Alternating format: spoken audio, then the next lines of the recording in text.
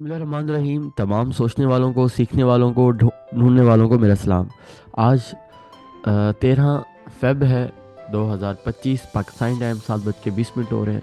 आज के हम डेली एनालिसिस स्टार्ट करते हैं।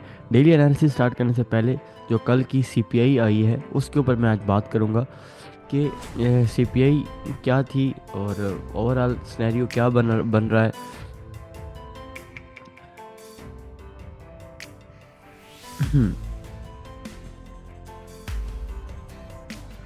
कल सीपीआई का जो डाटा आया है वो अनएक्सपेक्टेड बहुत अच्छा आया, जिसमें core CPI month two month जो है वो ऑलरेडी फोरकास्ट अच्छी की जा रही थी और मार्केट मज़ीद अच्छी आई। उसके बाद सीपीआई मंथ टू मंथ वो कम फोरकास्ट की जा रही थी और भी अच्छी आई।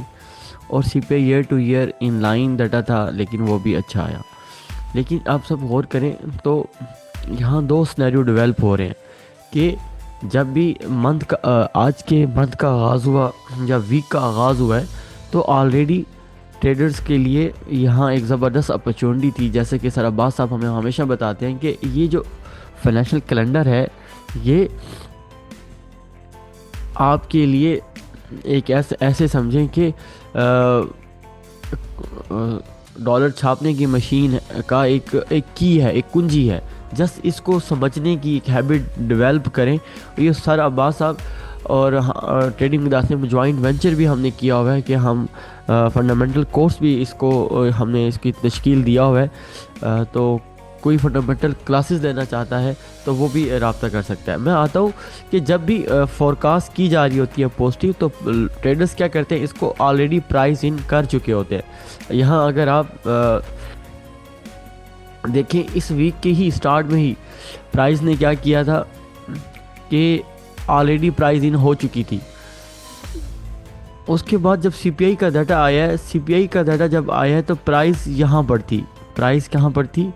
एग्जैक्ट यहाँ पर एक रेजिस्टेंस पॉइंट के ऊपर थी। उसके बाद यहाँ पर ट्रेडर्स ने क्या किया है, प्रॉफिट टेकिंग किया है। उन्होंने यहाँ से अपने डॉलर की अगेंस्ट पोजीशन जो थी, डॉलर की फेवर में जो भी पोजीशन थी वो जो है यहाँ कट किया है, जिसकी वजह से प्राइस ने यहाँ पर डिप किया है। एक ये बात कि जब भी कोई भी अच्छी से अच्छी खबर किसी रेजिस्टेंस पर आ जाती है तो वहाँ पर दो सिनेरियो होते हैं, या तो वो रेजिस्टेंस ब्रेक हो जाती है या ट्रेडर्स क्या करते हैं उसे किसी नीचे एरिया से फिर बाय करेंगे, वहाँ से पोजीशन एग्जिट कर देते हैं। तो यहाँ एग्जिट यही हुआ है कि अगर ये डॉलर यहाँ आता है तो यहाँ एक अच्छी बाइंग आपको मिल सकती है। लेकिन ऑलरेडी डॉलर ने ये एरिया ब्रेक नहीं किया। अच्छा, यहाँ एरिया ब्रेक करने का एक सीपीआई के ऊपर एक ये वजह भी मैं देख रहा हूँ, वो ये है कि देखिए मार्केट, हम एक और ऐसी चीज़ बता रहा हूँ जो मैंने आज तक नहीं बताई आपको, वो ये है कि मार्केट हमेशा तवक्कात को सामने रखकर अपनी मूव को, अपनी पेस को डेवलप करती है। जैसा कि अगर आप ये मैंने चिकागो मर्केंटाइल एक्सचेंज का ये मैंने वेबसाइट ओपन की हुई है, फेड वॉच टूल। अब इस फेड वॉच टूल में अब मई को देखें तो रेट कट की प्रोबेबिलिटी बढ़ती जा रही है। ओके, और जून में बात करें ये 11 से 34% रेट कट की प्रोबेबिलिटी है, और जुलाई में जो रेट कट की प्रोबेबिलिटी है वो और 43% है। तो ओवरऑल जून जुलाई की बात करें, मई की बात करें तो रेट कट की प्रोबेबिलिटी बढ़ती जा रही है। तो ये वो सारे सिनेरियोज थे जहाँ पर डॉलर ने इतनी कोई ख़ास स्ट्रेंथ नहीं पकड़ी। तो ये सारी मूव आई है सीपीआई के ऊपर। इनिशियल रिएक्शन मार्केट ने दिया है, नो डाउट दिया है। उसके बाद रेजिस्टेंस लेवल की वजह से प्राइस ये सारी प्रॉफिट टेकिंग हुई है। अब नेक्स्ट क्या हो सकता है, जैसा कि मैं पहले बता चुका हूँ कि प्राइस के लिए ना ये एरिया, इसके ऊपर क्लोजिंग होना ना मुश्किल हो रहा है। प्राइस जहाँ पर गई है रिजेक्ट हुई है, फिर यहाँ पर गई है फिर रिजेक्ट हुई है। अगेन कल सीपीआई के ऊपर भी इसने ब्रेक करने की कोशिश किया लेकिन क्लोजिंग फिर नीचे दे दिया। तो ये वो सारे सिनेरियो डेवलप हो रहे हैं कि ये एक ज़बरदस्त मशरूम बन रहा है, आप देख पा रहे हैं। तो ये डॉलर की अगेंस्ट ही बन रहा है। एक स्ट्रेंथ के लिए एक सिंपल सा एक रूल है, वो ये है कि हाई ब्रेक होने चाहिए। अगर वाकई एक चीज़ के अंदर स्ट्रेंथ है तो उसके हाई ब्रेक होने चाहिए। और अगर एक किसी चीज़ के अंदर वीकनेस है तो उसके लो ब्रेक होने चाहिए, उसके लो ब्रेक होने चाहिए, उसके हाई ब्रेक होने चाहिए। बाय के लिए हाई ब्रेक होने चाहिए और सेल के लिए लो ब्रेक होने चाहिए। लेकिन जब डॉलर की बात कर रहे हैं तो डॉलर के अगेंस्ट डॉलर के चार्ट को बात करें तो ये तो हाई ब्रेक कर ही नहीं रहा बार बार। तो अभी इससे नीचे नीचे, इन एरिया से नीचे नीचे अगर प्राइसेस आती हैं तो ये सेलिंग मैच्योर हो जाएगी। तो फिलहाल प्राइस एक रेंज के अंदर है और इसके अंदर जो अगर आप देखें ये एसएल हंटिंग है, ये ट्रैप है और ओवरऑल अगर आप यहाँ देखें तो हेड एंड शोल्डर पैटर्न भी बन रहा है। तो मेरी जो रेटिंग है फ़िलहाल इसको कल की भी अगर हम बार देखें तो कोई स्ट्रेंथ तो मुझे कहीं भी डॉलर इंडेक्स के अंदर चार्ट में तो कहीं नज़र नहीं आ रही।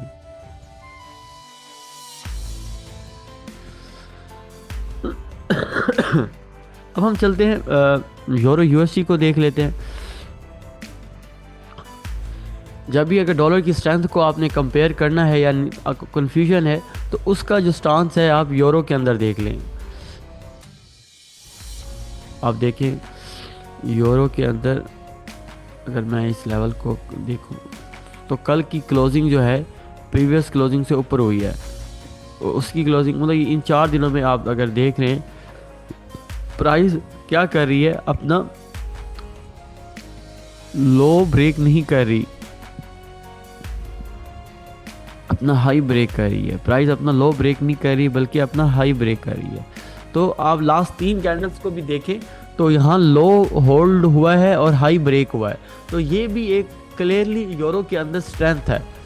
दूसरा कहाँ तक स्ट्रेंथ है तो फिलहाल यूरो यहाँ तक तो जा सकता है 1.0578 तक। तो यूरो के अंदर भी मैं तो आज स्ट्रेंथ देख रहा हूँ। जीबीपी यूएसडी की बात करते हैं। जीबीपी यूएसडी के अंदर भी सिंपल आप देखें कि ये लो है, दूसरा लो ऊपर बना है, ये हाई है, ऊपर वाला यहाँ एक हाई बना है। तो यूरो के अंदर भी आप देखिए लास्ट 3 कैंडल्स के अंदर और इसके ये एक रिजेक्शन पॉइंट पड़े हुए हैं। तो ये यहाँ तक तो ये भी जा सकता है। जीबीपी यूएसडी के अंदर भी स्ट्रेंथ है। यूएसडी सीएचएफ में आप सबको लाइव ट्रेड बताई है, सबके अच्छे फीडबैक आ रहे थे कि यहाँ पर जब ये सीपीआई के ऊपर ये डाटा आया तो उसके ऊपर आप देखें मार्केट ने क्या किया है। मार्केट ने इस प्राइसेस को यहाँ ड्राई किया, यानी इस स्ट्रेंथ को प्राइस ने यूएसडी सीएचएफ ने क्या किया 1 2 3 4 5 6 तकरीबन 3-4 घंटे प्राइस ने क्या किया है, इस स्ट्रेंथ को ड्राई किया है और उसके बाद इसको सारा उसने यहाँ ब्रेक कर दिया है, यानी लो ब्रेक करना शुरू कर दिया। तो ये इंडिकेशन हमें यही दे रही थी कि अगर ये वाकई ही स्ट्रेंथ होती इस कैंडल के अंदर तो ये फॉलो अप हो जाती, ऊपर चली जाती। लेकिन प्राइस ने अपनी बेस बनाई है और फिर इसको नीचे तोड़ा है वॉल्यूम के साथ। तो ये वो सारी बातें हैं जो क्लियरली बता रही हैं कि डॉलर के अंदर वीकनेस है, टेक्निकली वीकनेस है। जेपीवाई उडा की स्पीच और उसके बाद जेपीवाई अभी तक जो है अपनी ताकत में वापस नहीं आ रहा। ये एक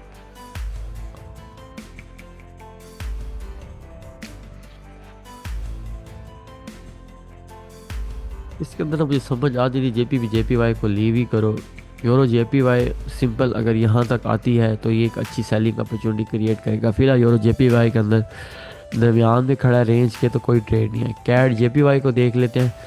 कैड जेपीवाई के अंदर भी स्ट्रेंथ है। लास्ट वॉल्यूम को देखें, कैंडल को देखें और कैंडल से प्रीवियस कैंडल के क्लोजिंग के एंगल और डिस्टेंस को देखें तो इसके अंदर सिंपल स्ट्रेंथ है। कहाँ तक स्ट्रेंथ है ये वैसे ये एक अच्छा लेवल हो सकता है, लेकिन अभी ये ट्रेड करने के लिए वैलिड मुझे तो नहीं लग रहा।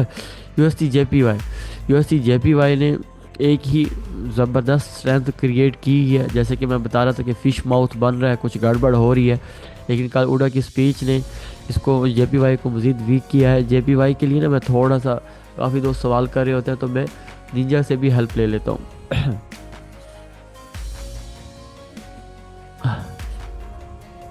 जेपीवाई का देखें, कल जैसे ही स्पीच आई है उसके बाद प्राइस ने ऑलरेडी इस पूरी स्ट्रेंथ को यहाँ रेंज के अंदर ड्राई किया हुआ था, उसके बाद वॉल्यूम पे इसको ब्रेक किया और क्लोजिंग भी इस लेवल से नीचे हुई है। तो फिलहाल ये वीकनेस ही इंडिकेट कर रहा है, JPY के अंदर स्ट्रेंथ नहीं है, तो JPY पेयर से सेलिंग से दूर रहिएगा। अब हम बात करते हैं स्टॉक की। स्टॉक जो है फिलहाल अभी जो है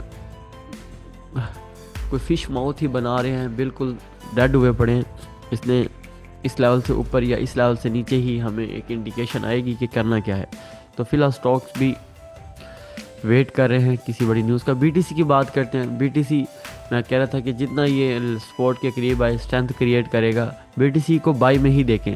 जब से ट्रंप ने का ये बयान आया कि we make USA the hub of AI and crypto, जिसकी वजह से ना क्रिप्टो के अंदर बहुत से सीरियस लोग भी मिच्योर होना शुरू हो गए हैं कि यार क्रिप्टो हकीकत माननी पड़ेगी, हमें इसमें जाना पड़ेगा।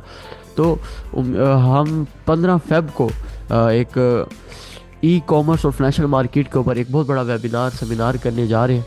तो उस पर सर अब्बास साहब प्रॉपर प्रेजेंटेशन भी देंगे कि इंशाल्लाह मैं कोशिश करूंगा वो लाइव स्ट्रीमिंग, क्योंकि लिमिटेड लोग होंगे हमारे जो पेड कम्युनिटी के लोग ही होंगे उसके अंदर, लेकिन मैं कोशिश करूंगा रिक्वेस्ट करके ये सारे जो हमारी 15 फेब को मीटिंग है वो सारी लाइव स्ट्रीमिंग हो रही होगी यूट्यूब के ऊपर भी।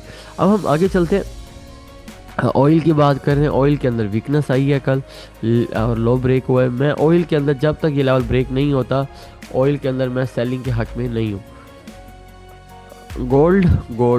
गोल्ड में जब आपको मैंने लास्ट टाइम बताया है, दो चीज़ें तो आप सामने है ना। जब से ये टैरिफ आया है ना, आपके ऊपर ये जो रिस्क फैक्टर आपके सर पे मंडला रहा है, अब इसको मिनिमाइज़ कैसे करना है। देखिए टेक्निकली मैंने अभी बता रहा था, बाई के लिए ज़रूरी है कि हाई ब्रेक हो रहे हैं, लो क्या हो रहा है, लो होल्ड होते जा रहे हैं। तो एक खूबसूरत वाइकॉफ ट्रेंड चैनल बना हुआ है, तो ये सीधी स्ट्रेंथ है। ये कहाँ तक स्ट्रेंथ है, मिनिमम अपने हाई तक तो ये जा रहा है गोल्ड ना। तो ओवरऑल वॉल्यूम देखें, उनकी क्लोजिंग को देखें तो बड़ा स्ट्रॉन्ग बुलिश है, इसमें कोई दूसरी बात नहीं है। गोल्ड को बाय ही कीजिएगा। तो ये ओवरऑल आज के एनालिसिस थे। और न्यूज़ की मैं बता दूं, न्यूज़ आज कौन सी आ रही हैं। आज PPI का डाटा है। इस PPI के डाटे में अगर इसने कोई भी अनएम्प्लॉयमेंट क्लेम जो है वो, और PPI का डाटा अनएक्सपेक्टेड कोई ड्रॉप होता है तो ये मज़ीद ताकत पकड़ जाएगी इसकी वीकनेस। ये डाटा बड़ा क्या है, इस हमारे लिए अहम होगा एज अ ट्रेडर जो डॉलर की स्ट्रेंथ में बैठ रहे हैं या वीकनेस में बैठ रहे हैं। 6:30 बजे अब PPI का डाटा भी एक बड़ी इंपॉर्टेंस अख्तियार कर गया, तो ये देखिएगा। तो उम्मीद है आज के एनालिसिस आपको पसंद आए होंगे। काफ़ी सारी चीज़ें मैंने बताई, वो तो कमेंट्स में ज़रूर बताइएगा आपको ये डेली एनालिसिस की सीरीज़ कैसे लग रही है। उम्मीद है ये वीडियो आपको पसंद आई होगी। फिर मिलते हैं नेक्स्ट टॉपिक में। अपना बड़ा ख्याल रखिएगा। Take care. अल्लाह हाफिज़।